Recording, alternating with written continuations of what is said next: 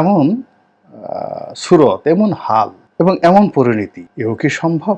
যেটি দেখলাম, সালমান এফ রহমান সাহেব চুলে কলপ লাগিয়েছেন, মুখের দাড়ি কেটে ফেলেছেন। বাংলাদেশের কুখ্যাত দরবেশ ওরফে দরবেশ বাবা ওরফে সালমান এফ রহমান তিনি ধরা পড়েছেন এবং তার সঙ্গে আইনমন্ত্রী হিসেবে কুখ্যাত আনিসুল হক তিনিও ধরা পড়েছেন। এই দুজন ব্যক্তি আমার জীবনকে তামা করে দিয়েছেন। এই দুজন ব্যক্তির জন্য আমার পরিবার, আমার ব্যবসা, আমার রাজনীতি, আমার জীবন, আমার স্বপ্ন, আমার কল্পনা সবকিছু ধূলিসাৎ হয়ে গিয়েছে। কিন্তু অবাক করার বিষয় হলো যে আমি এদের বিরুদ্ধে কখনোই অভিশাপ দেইনি। আমার স্ত্রী দিয়েছে, আল্লাহর কাছে বিচার চেয়েছে, আমিও আল্লাহর কাছে বিচার চেয়েছি, কিন্তু আমি অভিশাপ কখনো দেইনি। এর কারণ হলো তারা যে কর্মকাণ্ডগুলো করছিলেন, আমি নিশ্চিত ছিলাম যে একটি ভয়াবহ পরিণতি তাদের জন্য অপেক্ষা করছে। ফলে আমার মতো ক্ষুদ্র বান্দার অভিশাপের কোনো দরকার তাদের হবে না। আল্লাহ রাব্বুল আলামিন ক্ষমা করা পছন্দ করেন। নবী সাল্লাল্লাহু আলাইহি ওয়াসাল্লামের মক্কা বিজয়ের পর ক্ষমা, বদর, উহুদ, হুনাইন সব যুদ্ধে জয়লাভ করার পর তার যে ক্ষমা, এ নজিরবিহীন, মানব জাতির ইতিহাসে নজিরবিহীন। আল্লাহর যে জাত এবং সেফাত, এটির যে মূল বৈশিষ্ট্য, ক্ষমা করে দেওয়ার যে বৈশিষ্ট্য, সেটি হুজুর পাক সাল্লাল্লাহু আলাইহি ওয়াসাল্লাম দেখিয়েছেন এবং তিনি ক্ষমা করাটাকেই সবসময় তার উম্মতদের জন্য উত্তম বলে তিনি বর্ণনা করেছেন। তো এই জিনিসটির কারণে আমি মূলত এই দুইজন লোক দ্বারা ক্ষতিগ্রস্ত হওয়া সত্ত্বেও তাদেরকে নিয়ে কখনো, আপনি দেখবেন যে জেল থেকে বেরোয় আমি একটা বই লিখেছিলাম, আমার এমপির কারাদহন, বাংলাদেশ প্রতিদিনে বের হয়েছিল এবং ব্যাপক জনপ্রিয়তা পেয়েছিল। তো সেখানে আমি আমার ভুলগুলো বর্ণনা করেছি, কিন্তু আমি কখনো সালমান বা আনিসুল হক এই নামটি নিয়ে কখনো একটা শব্দ উচ্চারণ করিনি। এবং সেই 2014 থেকে আজ অবধি কেবলই মাত্র রাষ্ট্রের প্রয়োজনে যতটুকু বলা দরকার, দেশ মাতৃকার স্বার্থে যতটুকু বলা দরকার ততটুকু তাদের বিরুদ্ধে বলেছি। কিন্তু যেটিকে বলা হয় বিদ্বেষ, ম্যালিস অ্যান্ড প্রিজুডিস, এই দুটো বিশেষণ রয়েছে, এটি আমার মধ্যে কখনোই বাসা বাঁধেনি। ফলে আমি তাদেরকে উল্লেখ করে, তাদের নাম উচ্চারণ করে আমি কখনই বিষোদ্গার করিনি এবং এখনো করিনি। তারা গ্রেপ্তার হওয়ার পরে ফেসবুক, তারপর টুইটার এবং অন্যান্য সামাজিক মাধ্যম, ইনস্টাগ্রাম, হোয়াটসঅ্যাপ, এখানে শত শত মানুষ কমেন্ট করেছে যে আজকের রাতটি গোলাম মোল্লা রনি বা রনি ভাইয়ের জন্য সবচেয়ে আনন্দের দিন, তাকে যারা অত্যাচার করেছে তাদের এই পতন। বাস্তবতা হলো যে আজকে রাতে আনন্দের রাত হয়নি আমার। সে রাতে আমি ঘুমাতে পারিনি, আমার খুব কষ্ট লেগেছে যে এও সম্ভব, এমন সুরত, এমন হাল এবং এমন পরিণতি, এও কি সম্ভব? যেটি দেখলাম, সালমান এফ রহমান সাহেব চুলে কলপ লাগিয়েছেন, মুখের দাড়ি কেটে ফেলেছেন। তো তিনি এই দাড়ি রেখেছিলেন অনুশোচনা থেকে। অনুশোচনা, তার মেয়েটি মারা যাওয়ার পর তার মধ্যে একটা বৈরাগ্য চলে আসে যে এই টাকা দিয়ে, পয়সা দিয়ে কি হবে। খুবই তার স্নেহের কন্যা ছিলেন, যিনি ইংল্যান্ডে পড়াশোনা করতেন এবং সেখানে তিনি মারা যান, ছাদ থেকে পড়ে গিয়ে বা কোনো একটা দুর্ঘটনার শিকার হয়ে তিনি মারা যান। এই ঘটনার পর তিনি মানসিকভাবে ভেঙে পড়েন এবং ধর্মকর্মে মন দেন। এবং ওই ঘটনার আগে সালমান এফ রহমানের পোশাক আশাক একেবারে অত্যাধুনিক ছিল। হি ওয়াজ দ্য স্মার্টেস্ট ম্যান। ওই সময়টাতে আপনি সালমানের যে একটা ছবি যদি দেখেন 91, 92, 93 দিকে, আপনি অবাক হয়ে যাবেন যে মানুষ এত স্মার্ট হয় কি করে। অসাধারণ। এবং ব্যবসা বাণিজ্য, মানে তিনি ছিলেন একেবারে কর্পোরেট জগতের সব দিক থেকে আইকন। তো তার মেয়ের মৃত্যুর পর তিনি ধর্মের কর্মে মনোনিবেশ করেন এবং তখনই তিনি এই দাড়ি রাখেন। তো তার চুল আগেই কাঁচা পাকা ছিল, কিন্তু এরপর এটা আরো পেকে যায়। তো কতটা বিপদে পড়লে, কতটা মুসিবতে পড়লে সেই যে তার যে দাড়ি, দরবেশি সুরত, সাদা পোশাক, সেগুলো সব বাদ দিয়ে তিনি আবার সেই গেঞ্জি পরা শুরু করেছেন। এটি আমার আসলে খুব কষ্ট দিয়েছে। আমি কাঁদতে পারলে ভালো হতো, কিন্তু আমার খুব কষ্ট লেগেছে।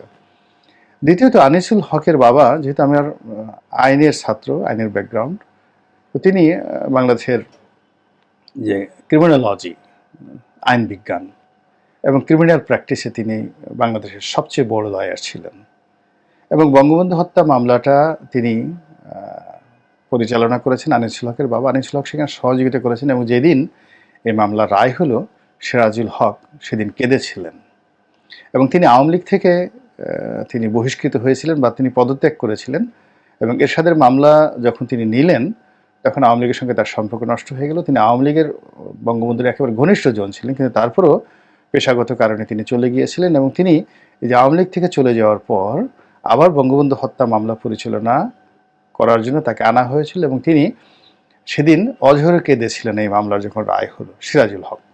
এবং সেই দৃশ্যের কারণে আনিসুল হকের সম্পর্কে আমার একটা শ্রদ্ধা ছিল, ভালোবাসা ছিল এবং একটা অনুভূতি ছিল। এবং তিনি খুব ভালো মানের একটা জায়গাতে, আপনি ব্রিটেনের যে কিংস কলেজ আছে, রয়্যাল কিংস কলেজ, সবচেয়ে দামি কলেজ, সবচেয়ে অক্সফোর্ডের একটি সিস্টার কনসার্ন, তো তিনি সেখান থেকে আইন পাশ করেছেন, কিংস কলেজ থেকে।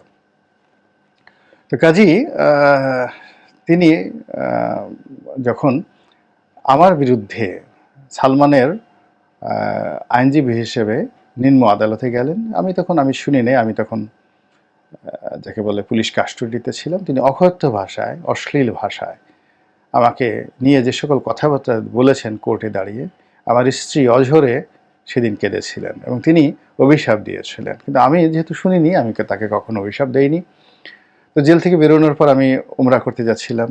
দুর্ভাগ্যজনক হলেও সত্যি যে সেই আমার পাশাপাশি তিনি বিমানে যাচ্ছিলেন, তখনও তিনি মন্ত্রী হননি, দুদকের কর্মচারী। কিন্তু লোকজনের ক্ষোভ এত বেশি ছিল যে বিমানের বেশিরভাগ লোক তাকে গালাগালি করছিলেন এবং সবাই জানতেন যে সালমান এফ রহমানের পক্ষে এই মামলা পরিচালনা করেছেন আনিসুল হক নিম্ন আদালতে ওই সময়টি 2013 সনে।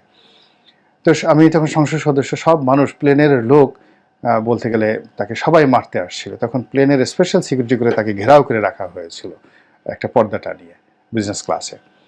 এরপর যখন দুবাই এয়ারপোর্টে আমরা নামলাম, তিনি সবার আগে নেমে এই যে দৌড়ে কোথায় যে চলে গেলেন, আর কোনো বাঙালি তাকে দেখল না। তো যাই হোক, তিনি তার শাস্তি ওই সময়টাতেই পেয়েছেন। আমার সঙ্গে, আমি বরং তার সঙ্গে হাসি মুখে কথা বলার চেষ্টা করেছি, সালাম বিনিময় করেছি, তিনি সালাম দিয়েছেন, আমিও সালাম দিয়েছি। তো সেই মানুষ আইনমন্ত্রী হওয়ার পর একেবারে রাতারাতি বাংলাদেশের রীতিমতো আওয়ামী লীগের হর্তা-কর্তা হয়ে গেলেন। এবং এই লোক যে দুর্নীতি করতে পারে, বদলি নিয়োগ থেকে টাকা নিতে পারে এবং হাইকোর্টের রায়, লোয়ার কোর্টের রায় পাল্টে দেওয়ার জন্য আসামিদের কাছ থেকে তিনি শত শত কোটি টাকা ঘুষ নিতে পারেন, ব্যাংকের মালিক হতে পারেন, এ আমি কল্পনাও করতে পারিনি। এ রক্ত সিরাজুল হক তাকে দিয়ে গেছে, তার মধ্যে সিরাজুল হকের রক্ত, এটা আমি কল্পনাও করতে পারি না।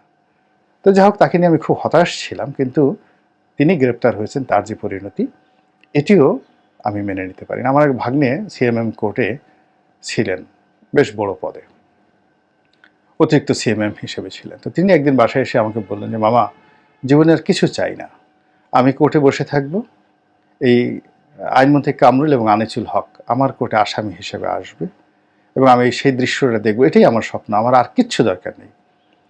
তো আমার সেই ভাগ্নেটা এখন সুইডেনে আছেন একটা স্কলারশিপ নিয়ে। তো তার সেই স্বপ্ন পূর্ণ হয়েছে। তো যাই হোক, সেই স্বপ্ন পূর্ণ হওয়ার পর তিনি হয়তো খুশি হয়েছেন, কিন্তু আমি কোস্টগার্ডের হাতে এই দুজন যে বেহাল অবস্থায় ধরা পড়েছেন, লুঙ্গি পরা অবস্থায়, সারা শরীরে তাদের যেভাবে সেই যে সাঁতার দেওয়ার জন্য যে লাইফ জ্যাকেট পরানো হয়েছে এবং বিবর্ণ বিভৎস তাদের চেহারা, এই চেহারা আমি আসলে কখনো দেখতে চাইনি। তাদের পরনের লুঙ্গি পরা এবং ফেসবুকে যেটা এসছে যে সালমান ভয়ে মল ত্যাগ করে লুঙ্গি নষ্ট করে ফেলেছেন এবং তিনি সেই কথা বলার পর তাকে সেই লুঙ্গি পরিষ্কার করে আর একটা নতুন লুঙ্গি দেওয়া হয়েছে। সত্য মিথ্যা আল্লাহ জানেন। কিন্তু RTVর একটা খবরে যেটা এসছে সেটা হলো, তাকে যখন কোর্টে তোলা হয়েছে, খাঁচার মধ্যে ঢুকানো হয়েছে, গারদের খাঁচা নয়, সিএমএম কোর্টের খাঁচায়, তখন ভয়ে তাপে চাপে তিনি সেখানে বমি করে দিয়েছেন। এটা টেলিভিশনে এসেছে। আবার যেটা আসছে যে